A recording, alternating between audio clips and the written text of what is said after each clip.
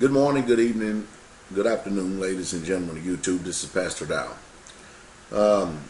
I'm here this morning to try to do my best to answer some more questions that is presented to me constantly. Now, I understand that a lot of times the reason why people have questions is because they want to know the truth. And of course, that's why I tell people over and over again, if you really want to know the truth, number one, you're going to have to come out of your churches. And when you come out of them, you'll see the reason why I say that. But people write me because they say, Pastor Dow, I watched your videos. I watched a whole bunch of them. And one thing I notice about you, that you are very honest in what you believe. And I just happen to believe that you believe in the one true creator. And that's the truth. I do.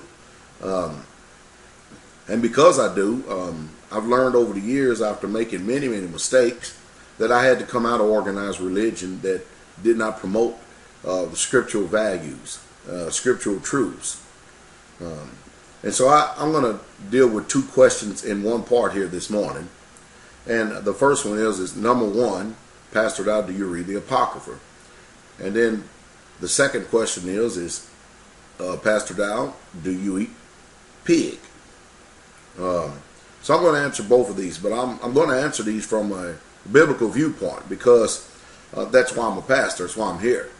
Now you have to understand what I'm going to say to you is going to tear down a lot of sacred cows.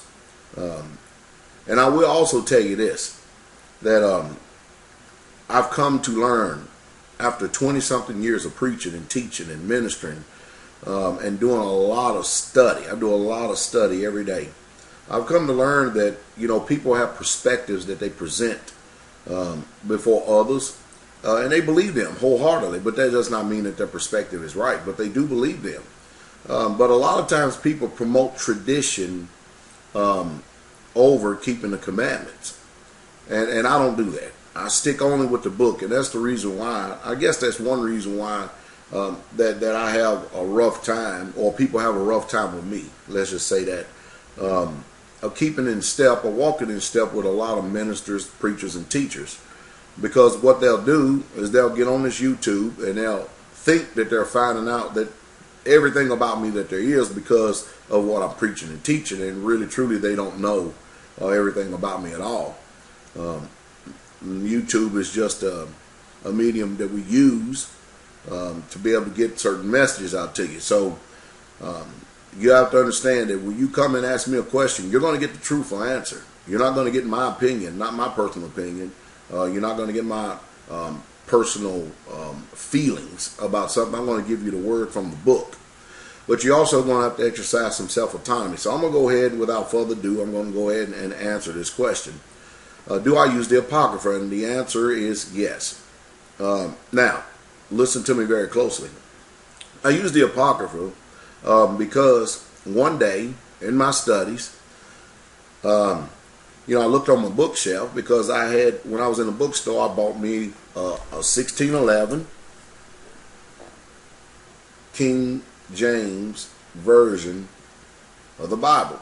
Now this is a facsimile copy of it, but I bought one.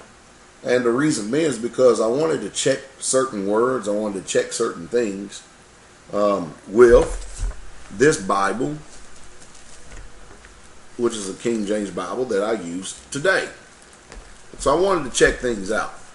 And I went in there and I noticed something. And this was about 20 years ago, because I started studying as soon as I got me a nice brand new Bible in my hand. I just started studying. I did. And so I looked in my modern day Bible right here, and then I looked in this King James 1611 Bible, and I noticed something. I noticed that the 1611 King James version of the Bible, from which we say that our particular translations come from, they contain these books called the Apocrypha. So I started reading these books. And as I begin to read these books, a lot of dots start to come together. a lot of gaps that we have been persuaded to have in our understanding, all of a sudden they start to mend. The gaps begin to close.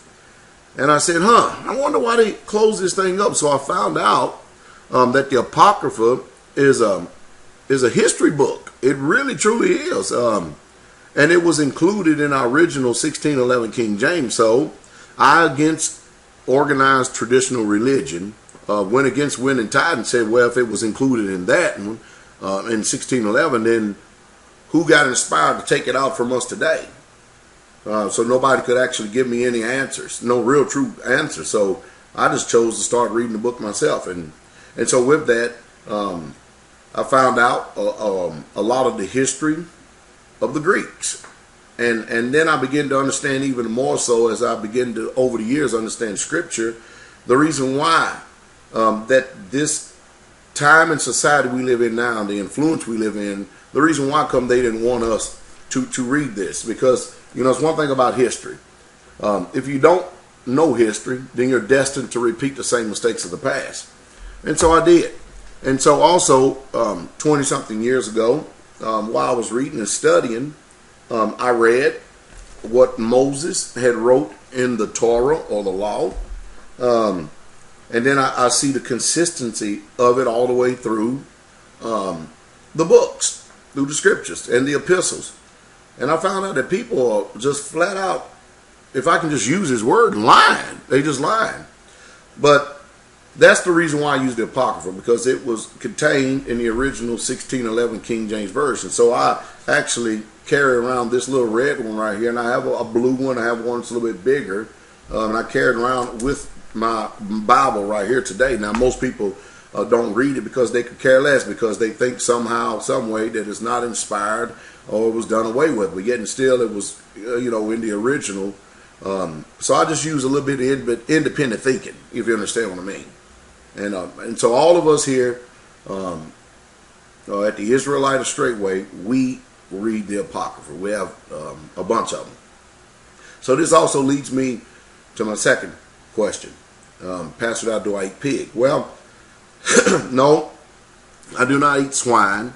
And I have not eaten swine in probably well over 20-something years, easily. And there's a trade-off. You have to understand there's a trade-off in being obedient to the word. When you obey these scriptures, there's a trade-off.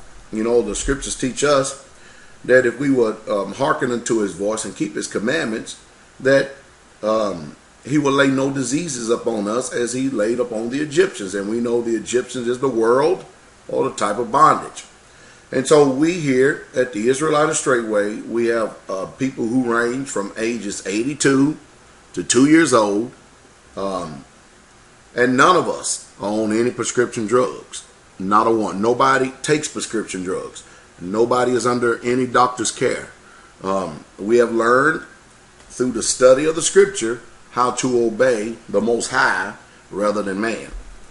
And because of that, there's a trade-off. We have health. He promised that to us. So no, I don't eat swine. And the one reason why I don't eat swine is because swine's flesh is something that is offered to idols. Another reason why I don't eat it, because it's contained in a dietary law that has never been done away with. Never been done away with. The great architect who created these bodies, the Most High Yahweh himself, he know full well what it's going to take for these things to function. So I started reading the manufacturer's suggestions that he says how we should take care of this. I mean, after all, if you get a car and it recommends a certain type of oil, you ever notice how careful you are if you have a brand new car or if you have a nice used car that you just bought, and how you take keen care to make sure you follow all of the manufacturer's suggestion. So suppose that you said that, you don't want to use motor oil no more. You don't want to use no 5W30 synthetic oil. I think what I'll do is I'll just get me some SAE 30 or some 1040 or some transmission or some water. Oil is getting kind of expensive. I think I'll just put some water, in the engine and stuff, and we'll just let it run like it. How long do you think that engine would run before it would collapse. Same thing with these bodies. When we refuse to obey the dietary law of what the Most High has given to us, the Israelites. Now, understand this. If you've been raised, you're here in America, we've been raised in a Greek culture or Greek society, and it has heavy Roman and Greek influence. I mean, I live in the state of Tennessee, and there's a direct replica of the Parthenon just no more than 70, 80 miles from me, down there in Nashville. And I mean, that thing is huge. And it's got this big old gigantic goddess in it called, I think it's Diana, whoever it was. And she has this little thing in her hand called Nike, a huge statue, huge. And the people go there, and I tell you, it's amazing. But anyway, no, Pastor Dow doesn't eat swine, because Leviticus 11 teaches against it. And I also want to give you a little bit of historical reference here in Apocrypha to tell you why. Now, before I do that, there were certain things that the Apostle Peter and them, when they went to Antioch, that they told the Gentiles that they should abstain from. And this is what I'm reading, Acts 15, verse 19. And it says, I'll start at verse 24 for clarity. Acts 15, verse 24. For as much as we had heard that certain which went out from us have troubled you with words, subverting your souls, saying ye must be circumcised and keep the law, to whom we gave no such commandment. It seemed good unto us, being assembled with one accord, to send chosen men unto you, with our beloved Barnabas and Paul. Now understand that these are Hebrews that are speaking to the church that is at Antioch, which a lot of you people claim to be Christians. And let's see what it says.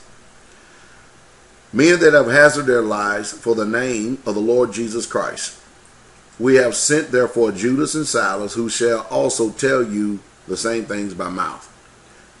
For it seemed good to the Holy Ghost and to us to lay upon you no greater burden than these necessary things. Now these are the necessary things that the Israelites who was teaching the Greeks and the Romans that were being transformed, the Gentiles that were being transformed over to this way. This is what he said. Verse 29, he says, that you abstain from meats offered to idols, and from blood, and from things strangled. You hear that? And from fornication, for which if ye keep yourselves, ye shall do well, fare ye well. And so they were dismissed, and they came to Antioch, and they had gathered the multitude together, and they delivered the epistle. Now notice, they delivered the epistle to them. So the key things, or the instructions that was given from the apostle Peter and Paul and Silas and all of them, the instructions that was given to the Gentiles from the Israelites was this: that you abstain from meats offered to idols, and from blood, and from things strangled, and from fornication, from which if ye keep yourselves, ye shall do well, fare ye well. Now the reason why that Peter and them, who were also Jews, was giving out these instructions, because they had a conversion of the Gentiles that had taken place, and they wanted to know what they needed to do. And so when you go over into this Apocrypha right here, things about offering unto idols, I'm going to go to 1 Maccabees, the first chapter, and I'm going to save a lot of historical time just for time's sake. I want you to just go back and read it yourself. But I'm going to read you some excerpts out here. 1 Maccabees. I'm reading out of 1 Maccabees, all right? 1 Maccabees, the first chapter. That's what I'm getting ready to read to you right now. Okay, as you can see, my little book has been used quite extensively, and it's pretty old. But anyway, in the Apocrypha, 1 Maccabees, 1st chapter, 11 verse, it says, in those days there went out of Israel wicked men who persuaded men, saying, let us go and make a covenant with the heathen. Now the heathen were the Greeks, the Romans. That's who the heathen were. At this time it was the Greeks. So the Israelites were not the heathen. The heathen are the Greeks, just like it is in our society today. I mean, from one end of the United States to the next, this culture is heavily influenced by Greek culture and Roman culture, which are heathen nations. All right. And so, but what you had some people that was in Israel that were being so oppressed by King Antiochus, that they just decided they were just going to conform to the ways of the heathen. And this is how we come up with this society here in America throughout the angles of time. You got a bunch of people who was just conformed. Now let's read on. Let us go make a covenant with the heathen round about us, for since we departed from them we have had much sorrow. So this device pleased them well. Then certain of the people were so forward herein that they went to the king, who gave them license to do after their ordinance of the heathen. To do after the ordinance of the heathen. Is that the same thing that we have today going on with us in this culture? They tell us that we have freedom of religion. Now, I'm not a religious man. I'm not. I walk in the faith.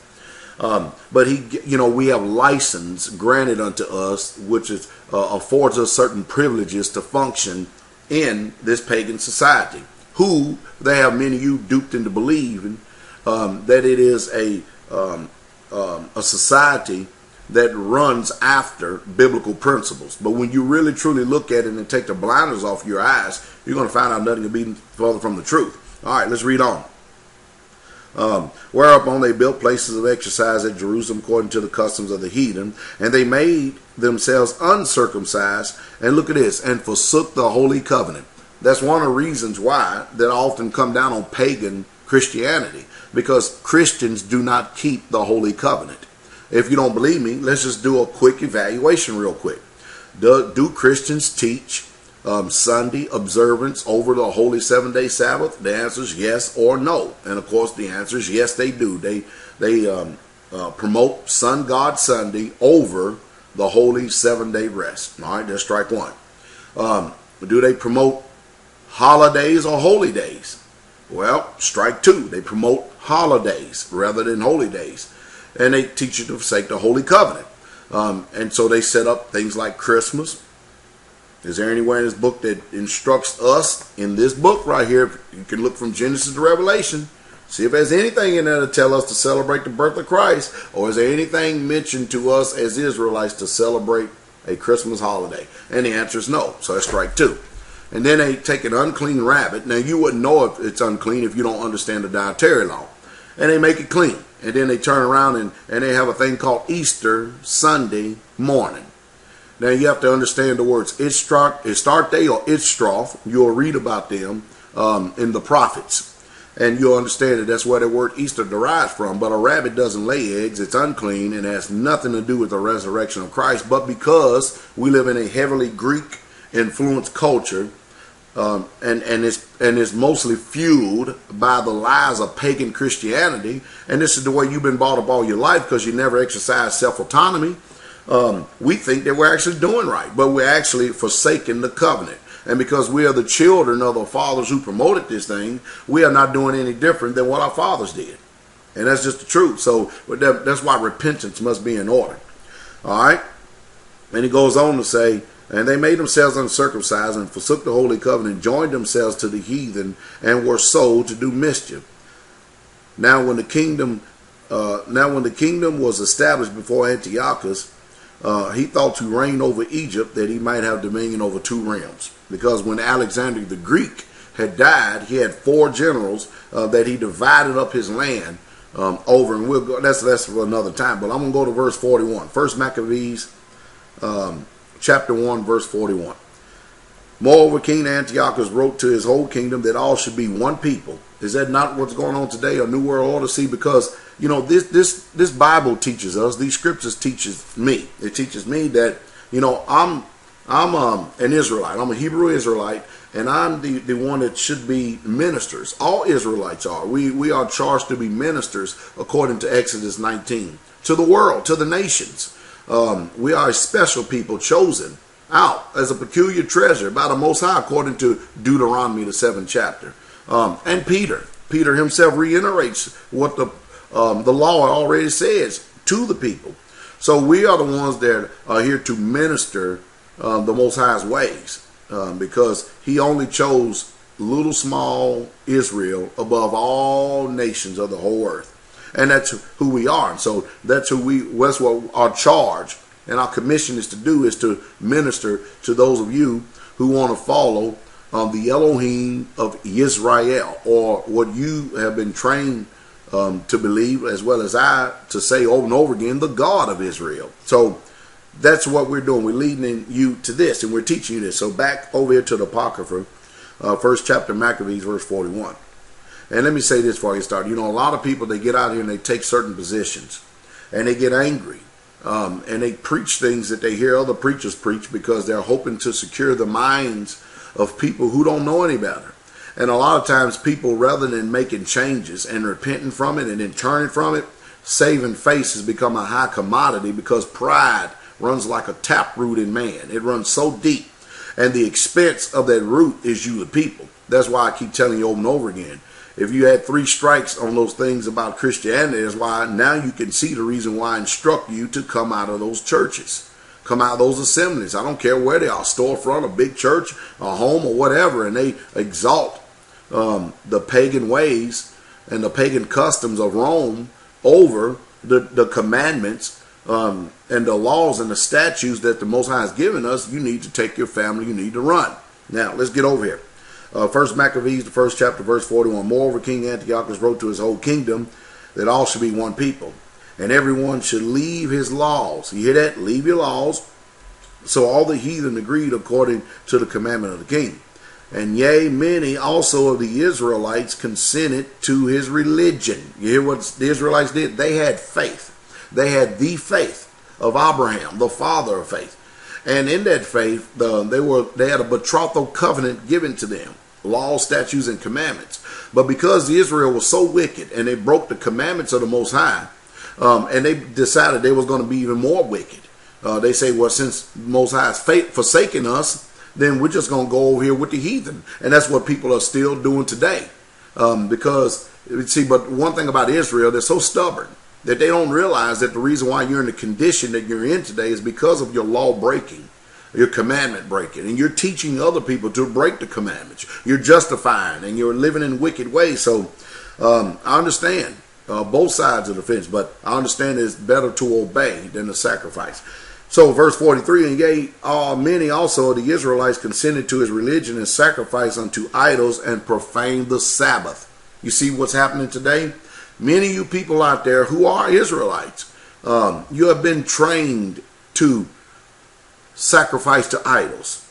You have been trained to break the 7th-day Sabbath, the Holy Sabbath commandment, which is the test commandment. You've been trained that way, and it's ingrained in your mind. And you better come out of it before the breath go out of your body, and that's the truth. And you ministers and preachers and teachers out there, you better stop lying to the people. You cannot justify the Sunday over Sabbath. It just cannot be done. And if you think you can, if you're so confident in what you believe, preach, and teach, then invite me to come to your assembly. You can come up to mine and preach. Invite me to come to your assembly. And let's open up this book in front of the whole entire church. And let's make sure that the Most High get exalted. But anyway, for the king had sent letters by messengers to Jerusalem and the cities of Judah, that they should follow the strange laws of the land. You see, now what I say here while we're here in this pagan, satanic, Yah-forsaken, heathen land, I say you ought to obey the Most High rather than man. In other words, as long as these men, laws do not prevent us to transgress the commandments and the law of God, then you go ahead and obey them. But as soon as they do that, don't obey it. You forget about that mess. Now, that's what I teach and preach. So we exalt the commandment of God more than the law of man. Then you believe that, or the traditions of man. All right? So we're not going to be leaving off the laws of the Most High when he's restoring it to us here in these end times. And forbid burnt offerings and sacrifice drink offerings in the temple, that they should profane the Sabbaths and festival days. That's the holy feast days, which most of you don't even have you don't have a clue, an idea about, because you've been trained through pagan Christianity that they're done away with. And pollute the sanctuary and holy people, and set up altars and groves of chapels and idols. And look what this says. And sacrifice swine's flesh and unclean beasts. Isn't that something? And that they shall also leave their children uncircumcised and make their souls abominable in all manner of uncleanliness and profanation, to the end that they might forget the law and change the ordinances. And whosoever would not do according to the commandment of the king, he said, should die. So under duress, under coercion, under fear of death, the law and decree was given that if people did not change and conform to the ways of the Greek King Antiochus, you're going to be put to death. And so we see that this historical fact is playing out even here today. It's very difficult for people. They make all kind of excuses for not keeping his commandments. They can't keep the Sabbath day because, well, my job won't let me off. Quit the job. There go your answers. Now you can keep the Sabbath. Which one is it according to Acts 5:29? Is it, it's better to obey the Most High rather than man, isn't it? Than obey him. But you see what happens? See, and that's the reason why when over here in Acts 15, when Peter and Paul and Silas and all of them was giving instruction to the newly converted Gentiles, that they was telling them to stay away from things that are offered to idols. Are you following me? They had full well in mind, they knew what they was talking about, that the Greeks offered swine's flesh. And not only that, they do the abomination of eating this filthy swine, or this, what we call the modern day pig. And they used the changing of words, or pork, so that your mind wouldn't make the direct link or correlation to it.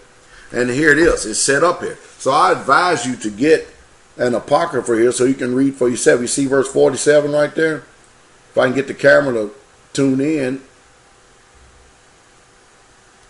Well, it won't right here. There it is. And they set up altars and groves and chapels and idols and sacrifice swine's flesh and unclean beasts. And that's what we do in our society right here. So they have turned around, the Christian culture has turned around and made clean what the Most High Yahweh made unclean and told us clearly it was unclean, who never changes. And that's the reason why many of you are still suffering from a lot of sickness and diseases, is because of your direct opposition and disobedience to the King of Glory. So I know it's taken a long time to give an answer here, and I hope that some way, somehow I've been able to help you, is my prayer. The King is coming.